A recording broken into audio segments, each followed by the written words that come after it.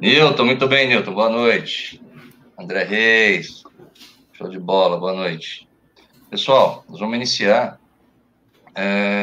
Queria agradecer, primeiro, o desafio lançado pelo Cláudio Cecílio, que é um dos palestrantes. Ele faz parte do grupo que eu administro, o grupo de gestor de segurança, um grupo lá que tem hoje 215 pessoas.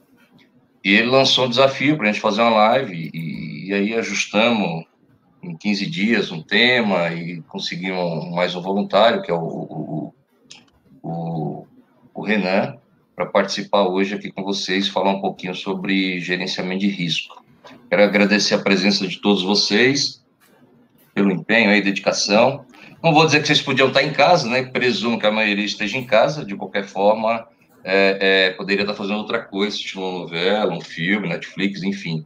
Mas é bacana que vocês estejam por aqui, compartilhando, aprendendo um pouquinho mais com essa galera aqui, que o Renan tem uma experiência, o Cláudio também tem uma experiência com o tema, e a gente vai discutir um pouquinho aqui até às 21h, tá? O nosso horário, o time máximo aí é 21 horas. A gente não poderá passar disso aí para manter a organização e a agenda de cada um. Eu vou pedir para cada palestrante rapidamente aí fazer a sua apresentação do seu currículo, e aí eu vou dando sequência. Então, começa pela ordem aí, Renan, por gentileza. Então, pessoal, boa noite a todos, e vamos iniciando por aqui mais esse evento de gerenciamento de risco em tempos de pandemia. Ótimo. Primeiramente, aí eu agradeço, Terence, pelo seu convite. Fiquei aí bastante contente, porque nesse período nada melhor do que a gente trocar informações do que a gente tem vivenciado, né? E esse network, eu tenho certeza que vai fazer a diferença, não na vida de quem está aí ouvindo, mas na minha, principalmente, por exercitar tudo que a gente tem aprendido ao longo do período. Meu nome é Renan Domingos, eu sou gestor de segurança, já tenho 13 anos que a gente pegou o canudo lá atrás. Isso aí. E de lá para cá, eu fiz uma especialização em gerenciamento de projetos em 2009. Em 2013, eu fiz uma em logística. E de lá para cá, eu atuei dentro da segurança privada, especificamente na segurança eletrônica. Embora o início da minha trajetória ela tenha acontecido dentro de uma empresa de vigilância, né, da salvaguarda antiga do Pires, a extinta, né, empresa do Grupo Pires. Lá eu comecei dentro de um monitoramento. Ali eu aprendi bastante, porque me relacionava ali com diversas áreas, né? Por estar no monitoramento, acompanhando escolas, tinha shopping, tinha indústrias como Yamaha, na época Kodak, a escolta da Bovespa, entre outros. Foi curiosa a minha contratação, porque eu fui contratado para trabalhar no monitoramento, mas ao mesmo tempo jogar futebol coletivo pela empresa.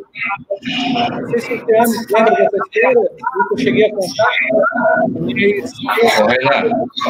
Renan, tá dando microfonia. Então. Tá chegando com microfonia. Será que é de alguém aqui? Vocês estão ouvindo bem, pessoal?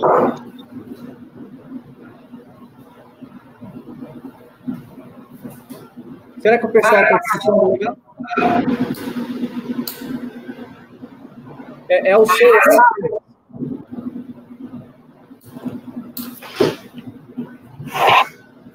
Está me ouvindo, Teles? Oi. Acho que se algum de vocês estiverem com o celular conectado no mesmo canal, costuma dar microfonia. Denis, você está com duas contas aí, não está? Você tem... Mas não está no mesmo ambiente. Não está no mesmo ambiente? Para mim está chegando ok. O áudio para mim está ok. Agora melhorou, agora está legal. É que se você tiver no fone, Renan, diminui o eco também, tá? O pessoal também está colocando aí um pouco de eco, tá falando que tem um pouco de Tá, eco. eu acredito que não deva ser aqui o ambiente, não. Tá bem tranquilo. Parece que normalizou. Para mim tá ok. Então tá. Para mim Bom, eu também. já estava encerrando aqui minha apresentação pessoal. Eu só estava contando ali como é que foi o início da trajetória na segurança privada. Então, foi lá na Salvaguarda, antiga Grupo Pires.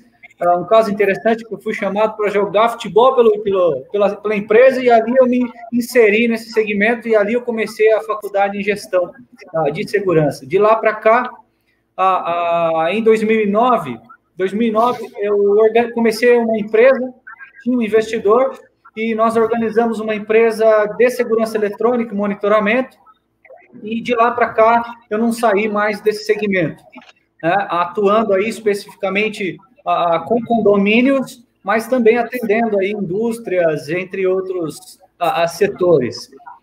Então, atualmente, eu tenho a minha própria empresa, tá? E que atuo com projetos de segurança e portaria remota. Tá? Inclusive, eu tenho um canal Portaria Remota lá no YouTube. Quem tiver interesse pode conhecer lá. Legal, Tênis? Obrigado. Cláudio, vamos lá. Eu posso trocar de câmera, Renan? Ó, saiu aí? Sim. Vou entrar agora. Ok? Tudo bom, Teanes? Está aparecendo minha imagem aí, tá ok? Totalmente. Maravilha. Vamos lá. Primeiramente, quero agradecer aí a oportunidade de estar fazendo esse bate-papo. Eu principalmente aprendo muito aí com esse bate-papo, com essas informações. Então, quero agradecer o Teanes, quero agradecer o Renan, quero agradecer a todos os presentes e vou me apresentar. Meu nome é Cláudio Cecílio, eu sou gestor de segurança pelo grupo Aliança e Sonai, um grupo de shopping centers. Eu estou no Shopping Taboão atualmente. Trabalho na área de segurança um pouco mais de 20 anos e iniciei nas Forças Armadas, posterior fui para a iniciativa privada, Grupo Pão de Açúcar, comecei em alguns shoppings, me graduei em Direito, sou formado pela Universidade Anhembi Morumbi, também na Gestão de Segurança Empresarial, Gestão Estratégica em Segurança Empresarial, a última MBA que eu fiz. Passei por algumas especializações na Europa, Espanha, por uma associação chamada Protectory, uma associação de líderes em segurança, e eu me especializei em patrimônio histórico. Eu trabalhei em 4 shoppings, esse é o 4º shopping que eu trabalho na gestão, mas antes de vir para cá, eu passei 10 anos atuando na área cultural. Então, eu trabalhei num grande museu de São Paulo, chamado Pinacoteca do Estado, e lá eu me especializei um pouco em patrimônio histórico. E depois de 10 anos de trabalho, fazendo vários trabalhos em conjunto com a associação na Espanha, visitas técnicas em outros países da Europa, sempre com foco em gestão de risco, sempre com foco em segurança. Muito legal conhecer o mundo lá fora e ver o quanto a gente tem aí para aprender nesta área de segurança empresarial. Tive uma intenção de retornar para a área de shopping center e em setembro de 2018 eu fui convidado a ser gestor de segurança no Grupo Aliança Sonai. Estou aqui até hoje, passando por esse gerenciamento de crise, e tem muito trabalho para a gente aqui no shopping. Esse é meu histórico profissional. Graças a Deus, né? Que tem muito trabalho, né, Cláudio? Muito trabalho. Pessoal, estou vendo aí muitos conhecidos. Estou vendo a Lilian, obrigado, Lilian, pela presença. Lilian é jornalista da ABSEG, a ABSEG é um apoiador aqui do nosso evento. Estou vendo meu chefão aí também, Carlos Faria, bacana, Faria, vários colegas de trabalho, ex-aluno, ex-professores, professores, show de bola, hein? Maravilha. Podem ficar mais na frente, viu? Eu vou repetir, os palestrantes aqui, eles fazem pergunta, mas não dá prêmio. Então, não tenha medo, não precisa ficar no fundão, não, viu? O auditório é grande, cabe 400 pessoas, e a gente tem confirmação aí de 100, pelo menos, inscritos.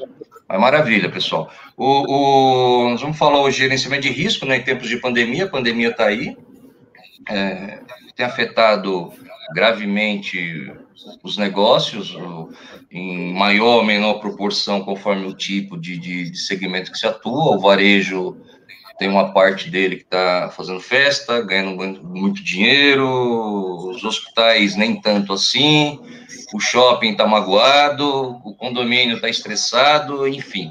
O risco chegou, o risco se concretizou, era um risco relativamente esperado, e pegou, de certa forma, muita gente despreparado, né? Pegou despreparado porque não tinha a menor ideia do que fazer. Mas, por outro lado, o pessoal está aprendendo rápido, isso é importante. Algumas empresas startaram seu plano de gerenciamento de crise, outros estão atuando com gerenciamento de crise dentro do plano de continuidade do negócio, porque a gravidade é tal que o que interessa hoje é sobreviver, né? Como é que a gente vai sair disso?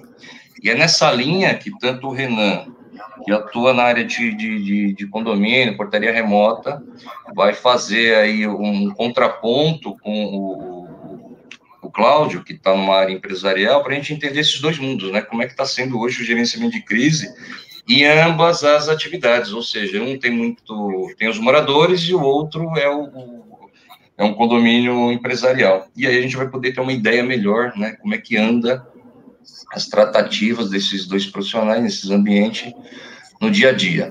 Então, eu quero agradecer mais uma vez a presença de vocês, a ABSEG como apoiadora. Em breve, o desafio está lançado, o Renan é o próximo que vai coordenar uma outra palestra dessa, e certamente quem está aqui hoje, se fizer parte lá do grupo, tiver os contatos, pode ser o voluntário para contribuir com um pouco de conhecimento com nossos profissionais de segmento, tá? Não precisa ter medo, não. É um trabalho voluntário, pessoal. Distribuir conhecimento deveria deixar a gente um pouco feliz, tá certo? Então, você, ainda mais agora que está digamos, oculto, não precisa ter vergonha. Né? A gente sabe que alguns profissionais ficam com vergonha de falar no auditório, mas aqui é um campo bem mais tranquilo. Então, fique à vontade. E é só se candidatar para o Renan organizar a próxima. Tá? Manda no chat depois aí que tem interesse para a gente tocar. Eu queria, então, que cada palestrante fizesse, por gentileza, uma introdução aí ao gerenciamento de risco na sua área de trabalho, né? Como é que anda isso? Como é que vocês têm enxergado o gerenciamento de risco nos últimos tempos aí, por gentileza? Pode começar, Renan. Pode começar? Legal. Só abrir a câmera aqui.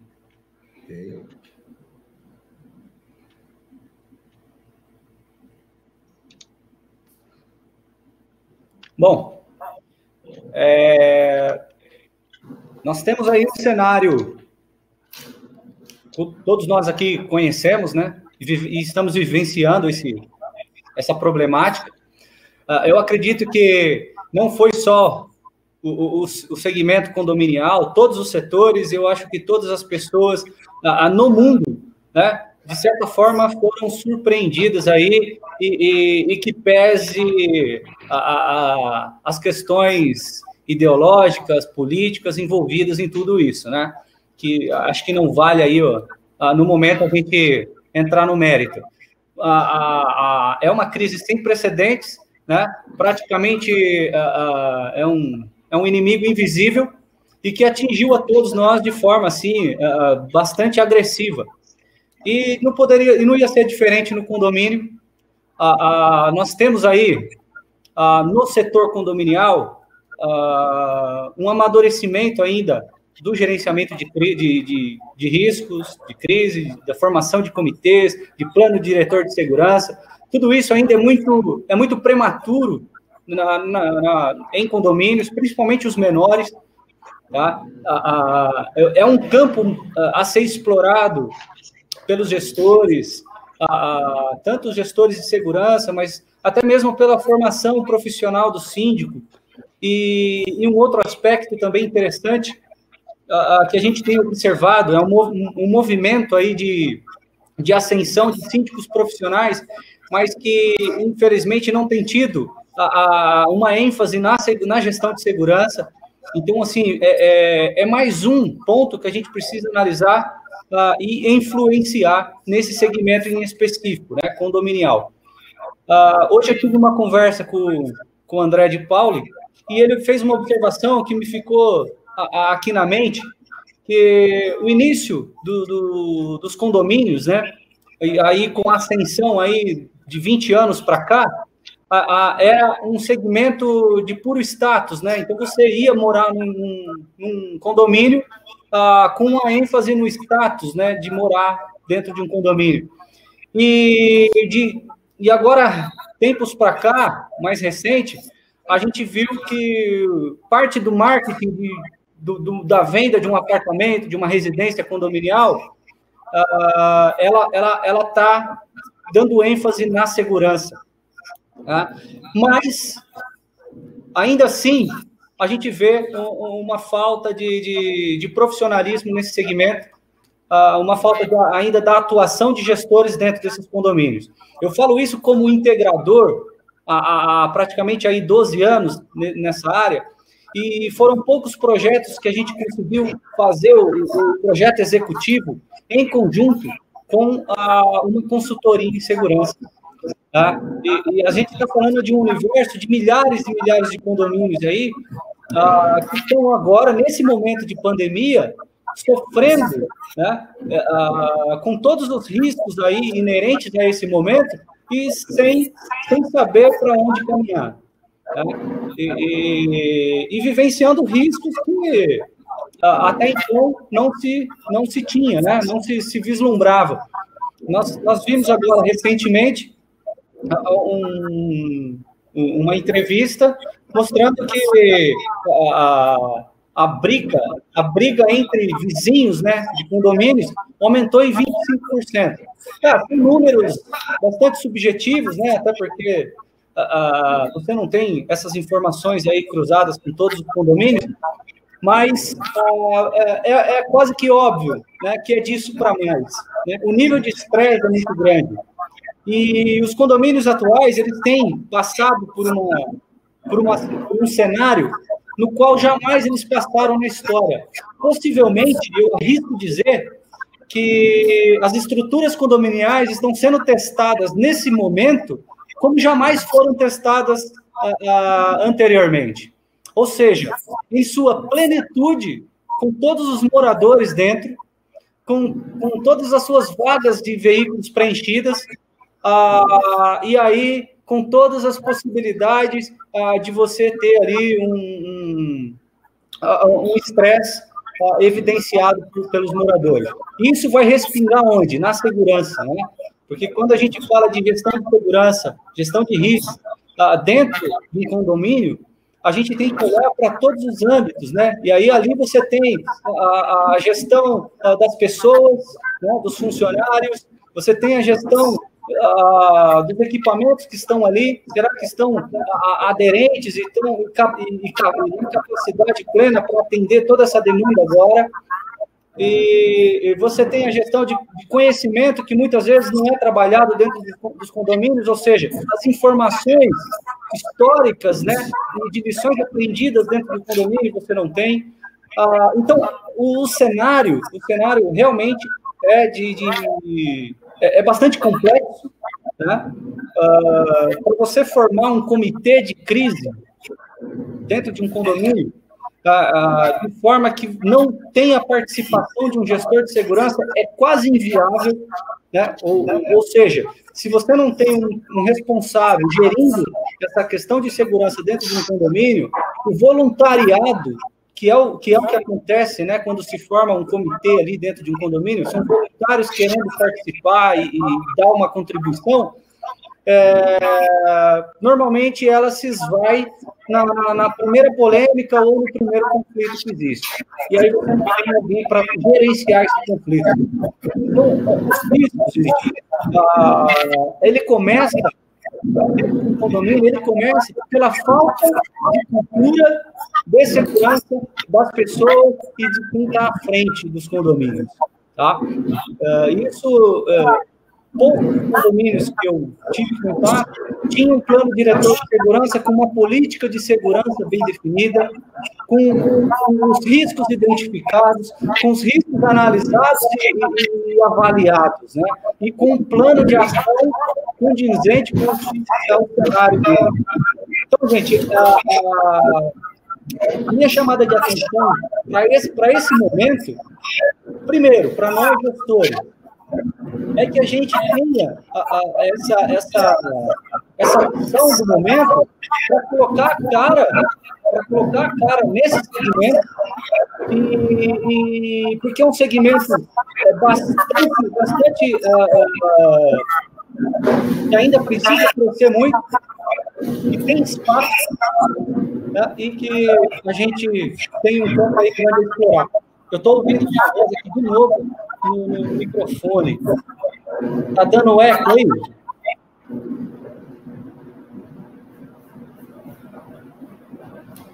Teane, você está me escutando?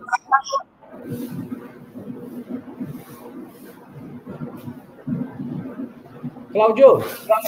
Oi. Você tá escutando aí? Como é que tá? Tá nítido? Eu estou ouvindo você nítido, mas não estou ouvindo o Teanes.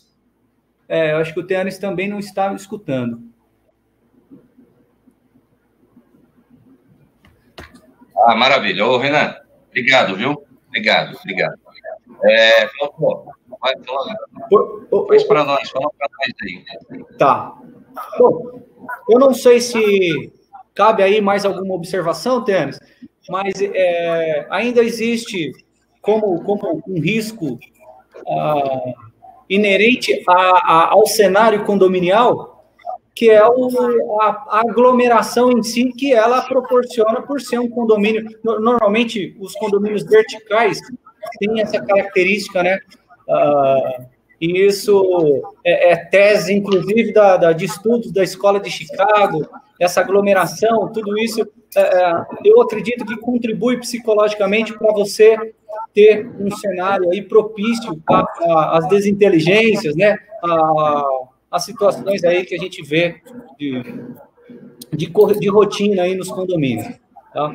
Eu poderia elencar aqui, Teanes, vários riscos, né? São muitos. Vocês que já trabalham diretamente fazendo as identificações de riscos, sabem quantos são. E eu estou falando de dois condomínios aqui, tipos de condomínios, né? Você tem condomínio o vertical, o horizontal, mas você tem pelo menos aí quase 20 tipos de condomínios. Condomínio logístico, condomínio comercial, condomínio e por aí vai. Fora isso, existe a questão geográfica, né? Você tem um condomínio no interior, é um clima diferente de um condomínio no litoral, que é diferente de um condomínio dentro de uma região movimentada de São Paulo. Então, maravilha, Renan. Obrigado, viu, Renan? Obrigado. Ô, Cláudio, faz para nós aí, por gentileza, uma introdução aí, como é que tá para vocês, como é que é para você hoje aí essa questão do gerenciamento de risco, por gentileza. Tá, vamos trocar, Renan. Vamos lá, pode subir. Ok, apareceu? Show. Maravilha, o áudio tá bom? Ok? Legal. Perfeito. Ok. Vamos lá. A gente está passando por um momento de gerenciamento de crise, na verdade, né? E o gerenciamento de crise, ela é um processo, a crise ela é um processo, ela é um evento perturbador e inesperado.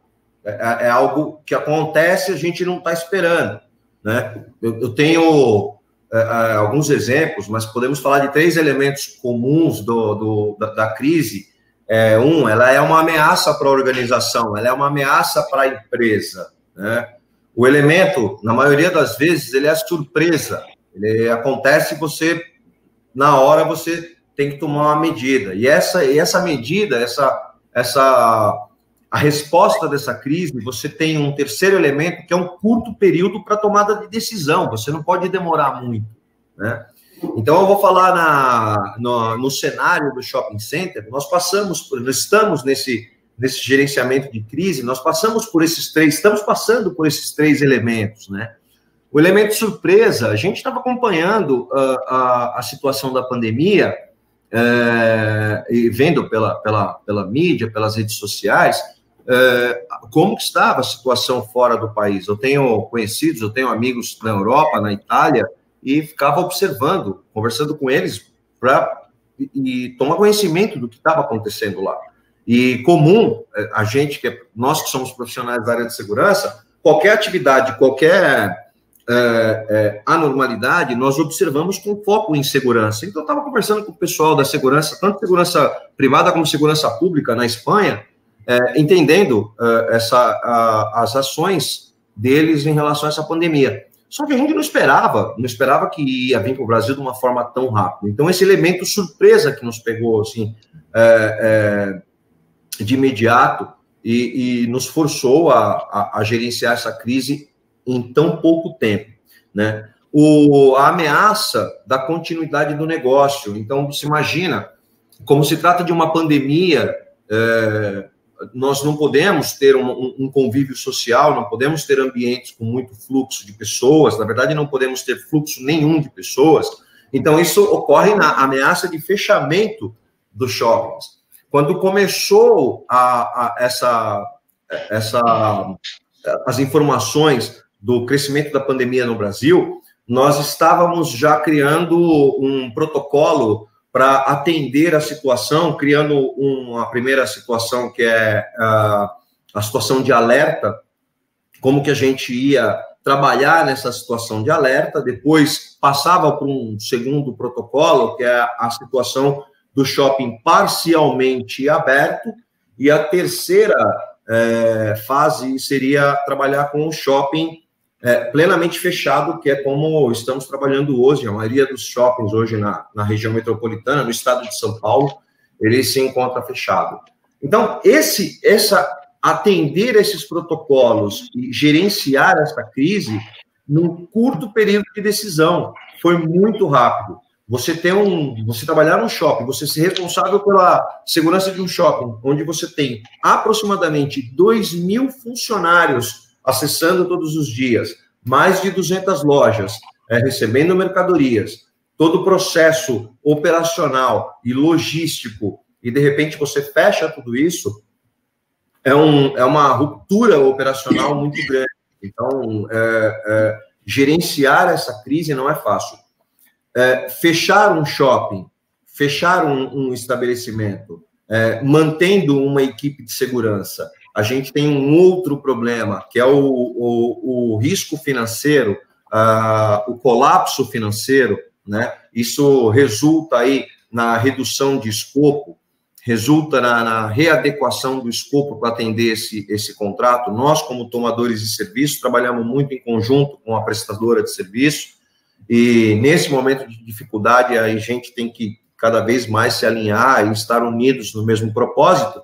E a segurança, ela se torna uma ferramenta fundamental para um condomínio fechado, e, ao mesmo tempo, a gente tem que, mesmo sendo uma ferramenta fundamental, a gente tem que trabalhar com a possibilidade de redução do escopo. Aí entra as análises de riscos, os pontos mais vulneráveis, né?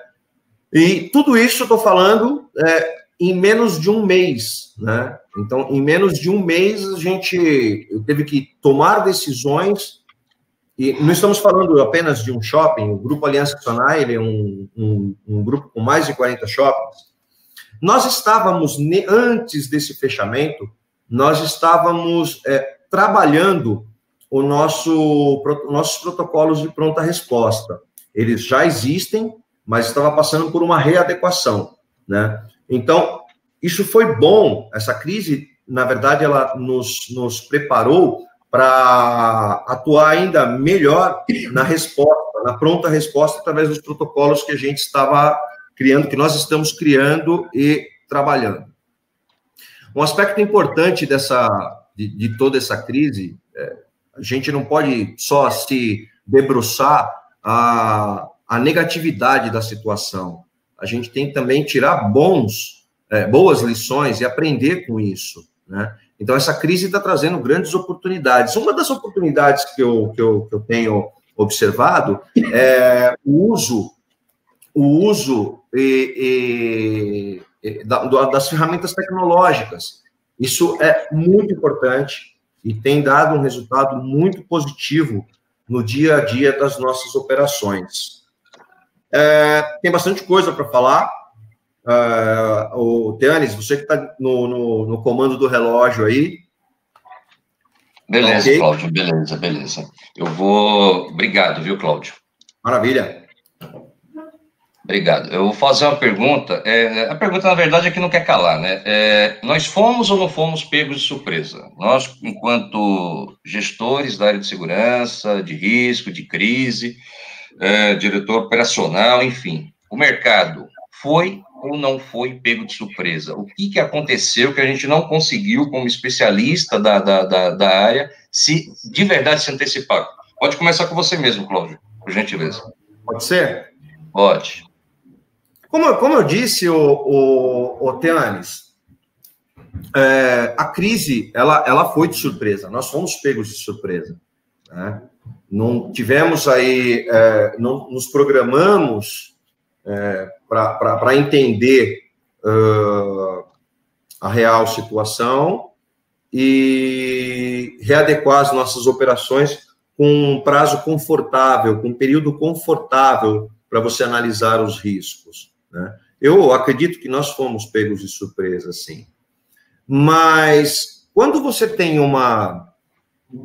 já tem um protocolo, quando você já tem ferramentas para gerenciar uma crise, você já tem uma experiência nessa crise e embora a pandemia foi uma situação de surpresa, você readequa as suas ferramentas, você readequa os seus conhecimentos para atender essa necessidade. Nós somos pegos de surpresa, sim, mas não acredito que isso causou eu vou falar pelo shopping, pelo grupo na qual eu trabalho, isso não causou um dano colateral muito grande para o grupo, né? O dano, sim, ele é causado, mas pelo peso da crise da pandemia em si. Agora, embora tenha sido um evento muito rápido, para quem tem para quem tem protocolos, para quem tem ferramenta, tem uma experiência, tem uma expertise, como o Renan falou, é muito importante a função do gestor de segurança nessa área, embora tenha sido uma situação de surpresa, isso não gera tantos riscos para o funcionamento do negócio.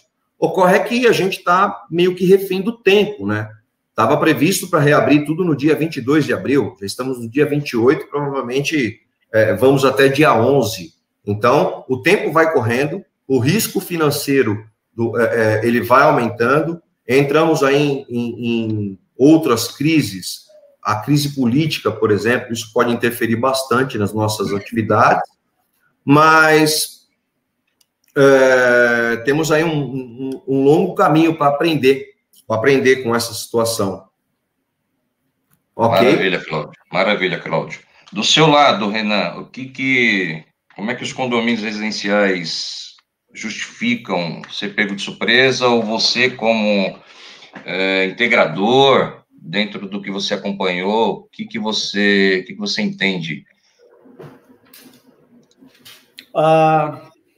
Bom, acredito que, pelo que eu tenho vivenciado, Teanis, sim, foi todos pegos de surpresa, realmente. E digo mais, acredito que ainda estamos sendo surpreendidos. É uma pandemia que ela é dinâmica, ela é de múltipla informação, né? Então, você tem informação científica, você tem informação política, você tem informação de todos os lados aí, e aí a gente tem que tomar uma decisão a quem ouve. Né? Então, realmente, todos nós fomos surpreendidos e ainda estamos sendo, esse é o meu ponto de vista. Em relação aos condomínios, pelo menos uma semana antes de anunciar o início da quarentena e todos os procedimentos de recolhimento, o mercado estava a todo vapor. Eu mesmo tinha negociações aí praticamente em assinatura de contrato em grandes condomínios, e inclusive passando por consultores de segurança e tal, e que foi travado.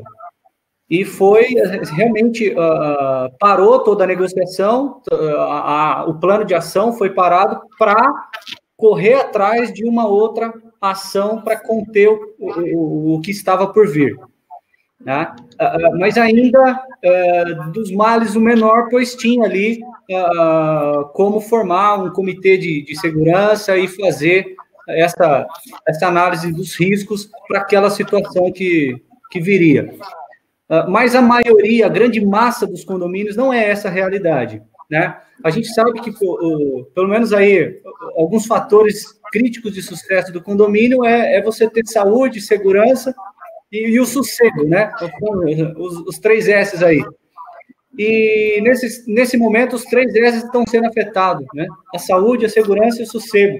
Você está vendo aí número de inadimplência já dando sinais, tá?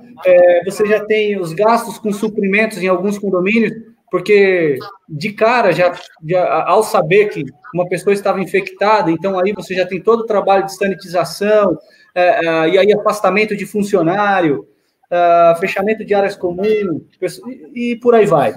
Então, realmente fomos surpreendidos, mas eu acredito que o condomínio, hoje, que tem uma gestão de segurança atuante, está conseguindo contornar.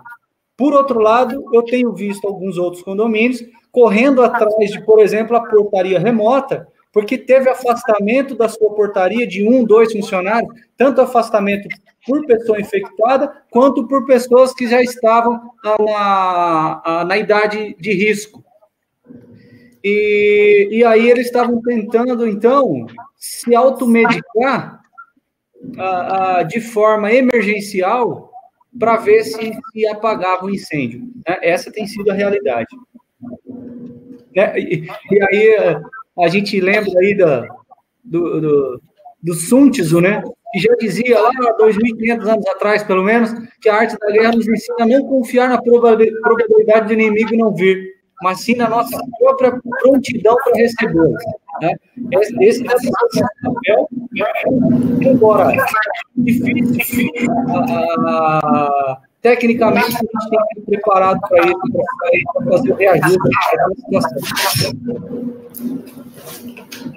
Maravilha, Renan. Perfeito. Nós temos aqui, o seu realmente terminou com ruído, o pessoal fez aí o alerta, mas vamos em frente, tá? Vamos em frente. Cláudio, que aprendizado que a gente pode considerar até o momento? Qual você acha que efetivamente áreas de segurança, com um olhar no negócio, quais seriam as lições aprendidas? Tianes, tá ok meu áudio? Ok. Tá. Como foi uma situação que envolve uma pandemia, olha só que interessante. A gente tem que ter um efetivo para trabalhar, mas a gente tem que também ter o cuidado com a saúde desse efetivo. Eu acho que essa crise ela vem nos ensinando a cuidar muito mais da saúde das pessoas que estão trabalhando com a gente. Então, inclusive, faz parte do nosso protocolo aqui, que é dar boas condições de trabalho para os nossos funcionários, atuar constantemente na desinfecção e, inclusive, monitorar a saúde deles, seja qualquer funcionário, terceirizado, orgânico, todos nós temos o cuidado com todos, né? Então, isso para nós foi um grande aprendizado. Elencar as orientações dos órgãos de saúde e readequar ao nosso dia a dia de trabalho, isso está sendo um grande aprendizado. Até mesmo porque essa pandemia, o vírus em si, a gente acompanha as notícias que nós tínhamos há uma semana atrás, principalmente em relação à contaminação e alguns sintomas, vem mudando de uns tempos para cá. Então, cada dia é uma nova orientação, cada dia é um novo procedimento e a gente tem que se readequar isso em relação à equipe. Isso fica um grande aprendizado. Outro aspecto importante, como a gente... eu gosto muito de operações, eu gosto muito de trabalhar em conjunto com a equipe, eu costumo dizer que eu sou bastante chão de fábrica, eu estou sempre no mall, sempre no piso, sempre patrulhando, né? Então, como a gente tem um contato direto com a equipe, outro aprendizado para nós é o uso de tecnologia, o uso de tecnologia remota, é o uso de equipamentos para você gerenciar riscos, para você minimizar riscos, para você monitorar espaços, para você alimentar um banco de dados. Isso está sendo um grande aprendizado para nós. E em relação à tecnologia, usar todas essas ferramentas, para nós, ela está sendo muito importante, está sendo uma lição muito valiosa nesse momento. Bacana, Cláudio. Muito bom. Renan, o que você tem para contribuir com a plateia e os demais que estão nos ouvindo sobre as lições aprendidas no seu setor de atuação? Legal, deixa eu só subir a câmera. Legal. Primeiro, para o condomínio, eu tenho duas frentes aqui, né, para tratar, que seria para o negócio, né? Então, para o meu negócio, da empresa de portaria remota, é você ter redundância, é você ter sempre um contingente para repor, e em todos os níveis, né? Níveis de atendimento, e aí o nível operacional em si, a questão de você não estar preocupado agora em conquistar novos clientes, mas reter o que você tem e atendê-lo da melhor forma. Algumas ações foram necessárias, por exemplo, o número de atendimento aumentou por conta das entregas. Em contrapartida, foi necessário que a gente fizesse um plano de ação para atender os idosos, principalmente aqueles que moram sozinhos no momento. Então, qual que era a ordem? Faça uma ligação de tempo em tempo, combinado com essa pessoa, para saber se ela precisa de algo, como é que está a situação dela, né? Entre outras, né? Então, você tem algumas ações aí que precisa ser mudada. Para o condomínio, a recomendação não pode ser outra, né? A preparação para enfrentar crises condominiais é uma ação contínua, né? Você precisa ter, primeiro, uma gestão de segurança, e essa gestão de segurança vai garantir ao condomínio alguns fatores aí críticos, né, que eu citei de sucesso. Pelo menos a segurança, você vai minimizar a possibilidade de insucesso. E aí você vai tratar as outras frentes, que é sossego, que é saúde, entre outros. E a minha recomendação eu repito, né, que os nossos gestores tentem entrar nesse mercado de forma que façam a diferença mesmo. É um mercado a ser explorado e que ainda precisa amadurecer, né? Precisa de bastante paciência. Eu tive uma conversa com o Cláudio, não foi, Cláudio? Oi. E sabe o quão crítico é atuar com condomínios. Mas é um desafio que vale a pena, tá? Para quem gosta de se envolver com vidas, né? E ali você tem de todas as formas e tipos ali. Então, pessoal, a recomendação é essa. A gente tem lições aí riquíssimas para levar. Está sendo, apesar de tudo, né, a gente vai conseguir sair mais engrandecido disso daí, se conseguir levar essas lições à frente. Tem uma pergunta interessante aí, Teanes, que eu gostaria de responder. Por gentileza, e já está estendida ao Renan, viu? Espera aí, deixa eu sair da câmera. Pergunta olhando para o povo aí. Não, na verdade, Renan, é uma pergunta que nosso amigo fez em relação ao uso da máscara, né, para contenção da pandemia. Então, ele tem uma preocupação com a utilização das máscaras, mas não com o real objetivo, que é na contenção da pandemia, e sim para não identificar a face de um criminoso. Ora, isso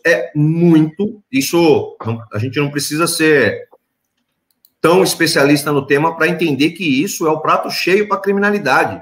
Se todo mundo está usando máscara, nós vamos utilizar, quem é do crime vai utilizar a máscara exatamente para não ser identificado. Olha que interessante.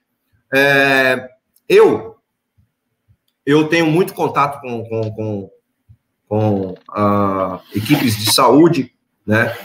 Minha mãe, ela é enfermeira aposentada, e no começo da pandemia, a gente tinha uma restrição ao uso da máscara, ou seja, não era todo mundo que deveria usar máscara. Quem deveria usar máscara era agente de saúde, quem tinha contato direto com o infectado ou o próprio infectado.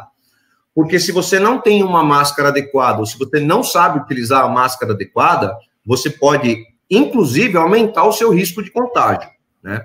As coisas foram mudando, as orientações foram mudando, e hoje já temos decretos em estados e municípios de que é obrigado o uso da máscara.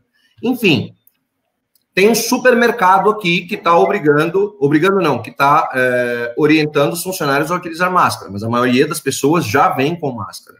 Eu não posso, por uma exigência de segurança, inclusive no momento de pandemia, dizer para essa pessoa que ela não pode usar máscara porque ela tem que ser identificada. Isso é uma situação bem difícil. Então, qual que é a ideia? Qual que é a minha visão? São procedimentos. Tudo tem que estar amarrado. O fato da pessoa estar utilizando a máscara, há o risco potencial dele ser um criminoso que não quer ser identificado? Sim, isso é comum. Não vulgarizar que todo mundo que esteja com máscara é um elemento surpreso, mas a atitude de um criminoso, a gente tem que aguçar a nossa visão nesse momento para estar à frente de uma atitude criminosa, né?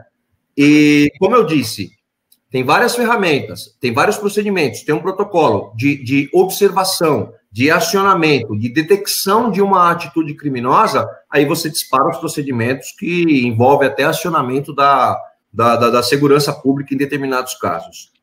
É uma situação difícil, não é uma situação fácil, não, mas eu acredito que você tendo protocolos, você tendo procedimentos, você tendo uma equipe preparada a lidar com situações suspeitas, você consegue dar uma pronta resposta numa situação de crise aí, imediata.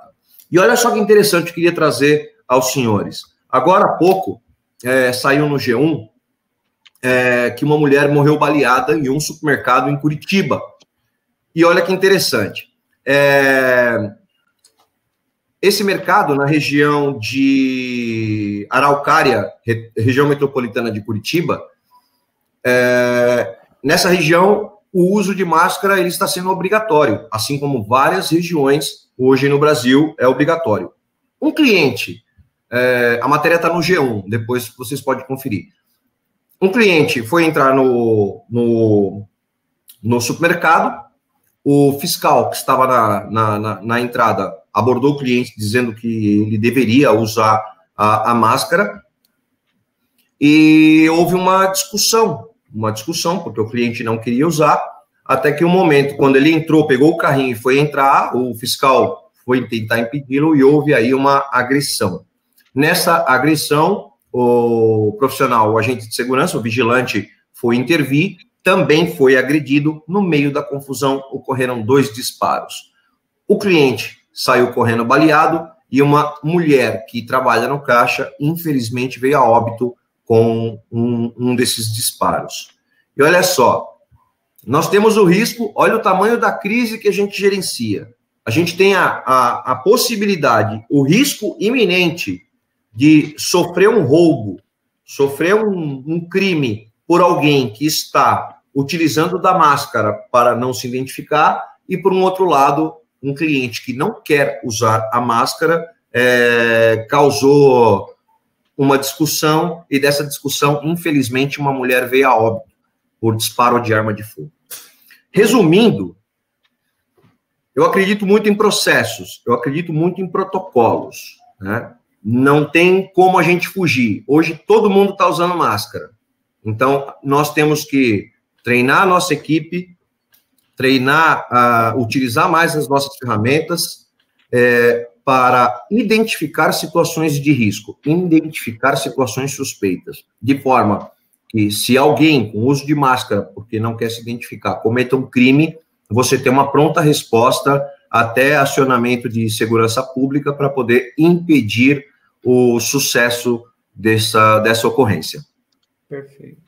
Maravilha, maravilha, maravilha. Renan, sim, eu vou pedir uma gentileza, você responder aí a do Carlos Faria e a do DG, a gente volta pro Cecílio, ok? Vamos lá, você reporta aí a pergunta, qual que é? Ele perguntou o seguinte: a falta de aderência dos moradores às normas de segurança é um problema em muitos condomínios. Nesse período de confinamento, houve piora ou melhora desse indicador? Falta de aderência aos procedimentos, né? Esse é sempre um problema. De normas de segurança. De normas de segurança. Esse é sempre um problema. E aí, o que eu tenho percebido é que você impor uma norma, né, num período como esse, não é saudável. Pelo nível de estresse, esse tipo de situação de engajamento, de envolvimento das pessoas para participar de um protocolo de segurança do condomínio, acredito que tem que ser feito num processo de conscientização, de trabalho ali, até mesmo individual, né? Com aqueles casos mais críticos, né? Então, assim, eu tenho percebido que há resistência quando você sai de uma portaria presencial. Vou citar o meu caso aqui, tá? Quando você sai de um cenário de portaria presencial e vai para um cenário de portaria remota, você já tem esse impacto lá dentro. E aí, quando você fala que vai ter que mudar todos os procedimentos, ou que agora o morador ele passa a ser peça fundamental no processo de segurança, ele não quer arcar com essa responsabilidade junto. Isso é muito natural de acontecer. Eu digo que o maior interessado da nossa segurança somos nós mesmos, né? Só que até então o condômino ele é acostumado a jogar essa responsabilidade nas costas de um porteiro, né? E aí eu estendo essa minha resposta para a questão que o Cláudio comentou, que é você voltar todas as suas forças para o protocolo, para o procedimento, e tirar a pessoalidade. Hoje, um dos problemas de uma portaria presencial, lógico, entre outros problemas, é a questão da pessoalidade e do fator decisor está nas mãos desse cara que tem ociosidade lá de 70%, 80%, e em algum determinado momento ele tem que tomar uma ação. E muitas vezes essa ação não é prevista num protocolo. E aí, quando você vem com a portaria remota, que ela é estritamente protocolar, com todos os procedimentos ajustados na implantação, você tira esse fator. Esse caso da máscara é um exemplo interessante, porque assim que começamos a pandemia e a recomendação do uso de máscara, a gente já acrescentou no protocolo de cadastro, onde um entregador lá, um delivery, ele chega de capacete, naturalmente, com o capacete aberto, e a gente tem que fazer ele tirar aquele capacete para fazer a foto dele, pegar o documento e tal, a gente inseriu a máscara também, tá? Para ele fazer esse procedimento. Então, eu tenho percebido que não é só desse momento, esse momento realmente intensifica essa questão da rejeição do morador participar de um processo, né, de procedimentos lá, de normas de segurança, mas isso é mais ou menos natural em dias normais. Maravilha, Renan, maravilha. Cláudio, você consegue resolver rapidinho aí a pergunta, responder rapidinho a pergunta do DG? Eu tô vendo aqui, muito legal, viu? Tem bastante gente fazendo umas perguntas muito bacanas aqui. Eu tô até interagindo aqui no chat, no chat com o pessoal, e a pergunta do DG, deixa eu ver, referente aos funcionários para apoiar filas, etc. Seria isso? Isso, essa mesmo. Nossa, muito boa essa pergunta, viu? São várias visões, né? Eu já trabalhei na prestação de serviço, eu já fui prestador de serviço e hoje eu estou na posição de tomador de serviço, então, gerindo contratos de empresa terceirizada, eu tenho uma preocupação e uma das minhas formações, ela é na área do direito. Eu gosto tanto de segurança, eu gosto tanto do que eu faço que eu decidi não advogar. Se me colocar numa sala para cuidar de papéis e ficar em balcão de fórum, eu vou ficar com o cabelo mais branco do que eu já estou e doente. Gosto muito dessa atividade operacional. Então, mas eu me preocupo muito nas questões jurídicas, nas questões da saúde de todos os profissionais. Então, eu achei essa pergunta muito pertinente, porque como gestor do contrato de segurança, como tomador do serviço, eu não vou, respondo por mim, colocar a vida da minha equipe, dos profissionais que trabalham comigo em risco, né?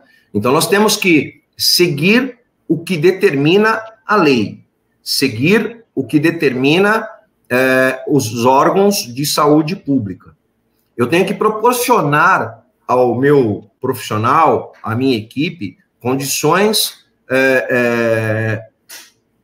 livres de infecção. Então, eu não posso colocar ele em contato direto criar uma situação de risco em relação a essa pandemia, né? Então, sensibilizar e conversar com seus clientes, eu acho que tudo se resolve na apresentação de soluções, né? E principalmente apresentando o cenário de risco. O tomador de serviço ou o prestador de serviço que coloca as suas equipes numa situação de risco e proporciona uma infecção ao seu funcionário, ao seu prestador de serviço, com certeza ele vai responder isso legalmente, né? Ele foi o facilitador do contágio aí dos seus profissionais.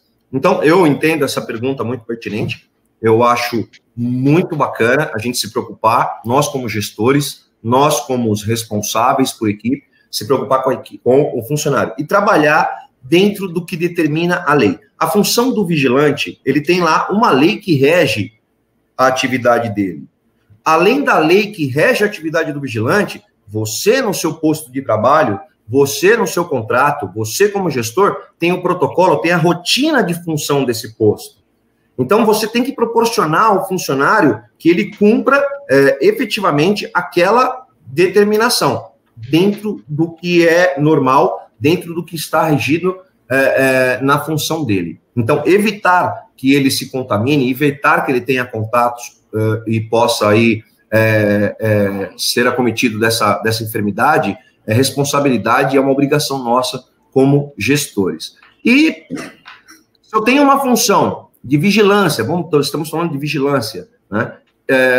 estrategicamente, o vigilante, ele tem que, quanto menos possível, ele estar em contato direto com pessoas. Para quem administra muitos postos com contratos armados, esses dias nós vimos um caso do vigilante que estava oferecendo máscara na porta de um hipermercado, e ele foi abordado por 2 indivíduos, levaram a arma dele, ele sofreu um disparo, um tiro, e foi uma situação complicada, porque o próprio tomador de serviço, ele coloca o vigilante em situação de risco. Eu achei muito bacana essa pergunta, né? E nós temos que tomar cuidado, sim, e não proporcionar aos nossos profissionais que ele trabalhe no iminente risco de contágio. Maravilha, Cláudio. Maravilha. Pessoal, tá bom, tá legal, a interação tá ótima, mas 21 horas nós precisamos encerrar, conforme foi combinado. E, obviamente, fica um gostinho de quero mais, mas o Renan, como eu disse no início, ele vai proporcionar um novo evento para a gente aqui com um palestrante interessante. Então, uma última palavra. Obrigado. Vocês foram fantásticos. Palestrantes, nota 10.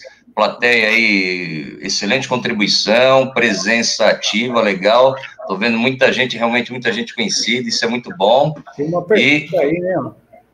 Então, mas eu não consigo mais, cara. E aí, a gente responde por e-mail, tá? As próximas perguntas, quem fez a pergunta aí, lança o e-mail para a gente poder responder, tá certo? Para a gente ter a disciplina aqui de manter o horário. Teanes? Oi, tô vendo. Eu vou utilizar a ferramenta do chat, eu vou colocar meus dados, tá? Que vai meu e-mail, meu telefone, meu perfil no LinkedIn, né? Legal. Então, olha como a gente cresce com a crise e com o uso de tecnologia. Eu estou colocando aqui no chat os meus dados, tá? O meu e-mail, meu perfil no LinkedIn, meu telefone corporativo com o uso de WhatsApp. E se alguém quiser enviar alguma pergunta, se alguém quiser fazer alguma crítica, lembrando que, embora eu tenha cabelos brancos, né, eu sou um eterno recruta na área de segurança, né, aprendo muito, agradeço a presença de todos, mas estar com o Nelson Júnior aqui também, aprendo muito com as explanações dele, e para mim é uma honra. Eu quero agradecer a todos, quero agradecer você, Teanes, a todos os participantes, e quando tiver uma próxima oportunidade, certamente estarei à disposição para aprender com todos vocês. Muito obrigado, Teanes. Muito obrigado, pessoal. Muito obrigado, Renan. Eu vou abrir a câmera para você. Um forte abraço a todos. Obrigado, Cláudio. Vamos lá. Bom, eu também vou fazer como o Cláudio fez aí. Eu vou deixar meu contato. Aí eu já, inclusive, estou respondendo sua pergunta, Nelson, sobre o drone, tá? E eu vou deixar meu contato aqui, meu e-mail, meu telefone, e agradeço realmente a presença de todos aí, a participação. Tenho visto aí que tem algumas perguntas aí, eu acho que a gente não chegou a comentar. E você também, Teanes, obrigado pelo convite, foi muito bacana, e acredito que os próximos aí a gente vai conseguir trazer outros assuntos aí para a gente se aprofundar. Valeu, um forte abraço aí para todos, obrigado mesmo. Obrigado, pessoal, com Deus, até a próxima, sucesso a todos.